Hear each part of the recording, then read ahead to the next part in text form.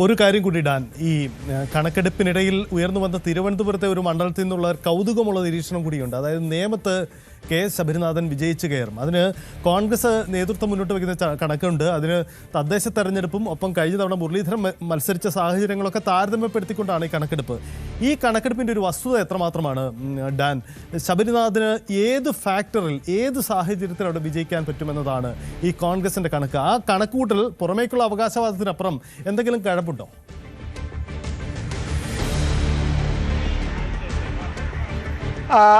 അതായത് നിലവിൽ അവിടെ ഈ പോരാട്ടം ഒരു ത്രികോണ തരത്തിലേക്ക് ഉയർത്താൻ ശബരിനാഥൻ്റെ സ്ഥാനാർത്ഥിത്വത്തിലൂടെ കഴിഞ്ഞു എന്ന് കൃത്യമായി കോൺഗ്രസ് നേതൃത്വം വിലയിരുത്തുന്നുണ്ട്. വി ശിവൻകുട്ടിക്ക് അനുകൂലമായി കഴിഞ്ഞ തവണ മാറിയത് ന്യൂനപക്ഷ വോട്ടുകളുടെ ഏകീകരണമായിരുന്നു. അത് ഇത്തവണ അതിൽ മാറ്റം സംഭവിച്ചിരിക്കുന്നത്. അതായത് മുസ്ലിം ന്യൂനപക്ഷ വോട്ടുകൾ ഏതാണ്ട് 33,000-ഓളം മുസ്ലിം ന്യൂനപക്ഷ വോട്ടുകളുണ്ട് അവിടെ.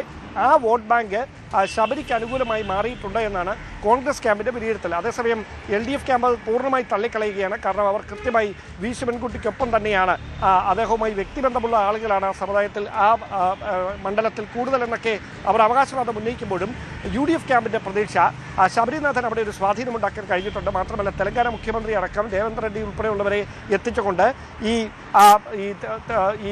നിയമത്തിൻ്റെ അതിർത്തി മേഖലകൾ കേന്ദ്രീകരിച്ചുകൊണ്ടൊക്കെ നടത്തിയ റോഡ് ഷോ അടക്കം വലിയ സ്വാധീനം ചെലുത്താൻ അത് ശബരിക്ക് ഇടവരുത്തിയിട്ടുണ്ട്. അതവർക്ക് അനുകൂലമായി മാറും. അതായത് മുരളീധരൻ കഴിഞ്ഞ തവണ പിടിച്ച വോട്ടുകൾക്ക് ഒപ്പം ഈ ന്യൂനപക്ഷ വിഭാഗങ്ങളുടെ വോട്ടുകൾ കൃത്യമായി ശബരിനാഥനിലേക്ക് കൃത്യമായി കേന്ദ്രീകരിക്കുന്ന ഒരു സാഹചര്യം ഉണ്ടായാൽ അതോടൊപ്പം BJP അധികാരത്തിൽ അല്ലെങ്കിൽ BJP അവിടെ മണ്ഡലത്തിൽ ജയം ഉറപ്പാക്കും എന്നൊരു ട്രെൻഡ് വരുമ്പോൾ അതിനെ തടസ്സപ്പെടുത്താനായി ഹിന്ദു വോട്ടുകളിൽ ഒരു വിഭാഗം അത് UDFന് അനുകൂലമായി പോൾ ചെയ്യപ്പെട്ടേക്കും എന്നുള്ളൊരു പ്രതീക്ഷ കൂടി UDF ക്യാമ്പിലുണ്ട്. അങ്ങനെ LDFൻ്റെയും UDFൻ്റെയും വോട്ടുകൾ കൂടി ഒരുമിച്ച് LDFൻ്റെയും BJPയുടെയും വോട്ടുകൾ കൂടി ഒരുമിച്ച് ഒരു നിശ്ചിത ശതമാനം ശബരിനാഥന് അനുകൂലമായി പോൾ ചെയ്യപ്പെട്ടാൽ അങ്ങനെ ജയിച്ചു കയറാനാകുമെന്ന പ്രതീക്ഷയാണ് K.S. ശബരിനാഥനും UDF ക്യാമ്പിനും ഉള്ളത്. പക്ഷേ അതൊരു അട്ടിമറി സംഭവിച്ചാൽ മാത്രമേ അങ്ങനെയൊരു കാര്യം യാഥാർത്ഥ്യമാകുകയുള്ളൂ. അതുകൊണ്ട് തന്നെയാണ്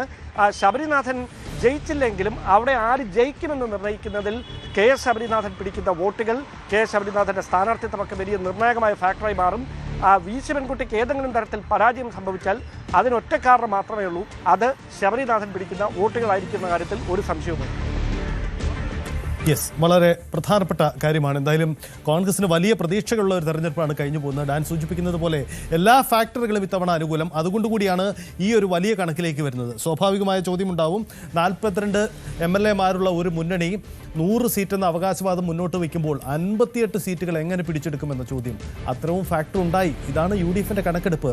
ആ ഫാക്ടറുകൾ എത്ര കണ്ട് വർക്കൗട്ട് ചെയ്തു? ഇതെല്ലാം കണക്കുകളാണ്. എന്തായാലും ഈ അവകാശവാദങ്ങൾക്കൊപ്പം ചേർന്ന് പോകുന്നതാണോ തെരഞ്ഞെടുപ്പ് ഫലം? അതാണ് നമുക്ക് അറിയേണ്ടത്. കാത്തിരിക്കാം ഇനിയുള്ള ദിവസങ്ങളിൽ. കൂടുതൽ വാർത്തകൾക്ക് News 18 Keralam YouTube channel subscribe ചെയ്യുക.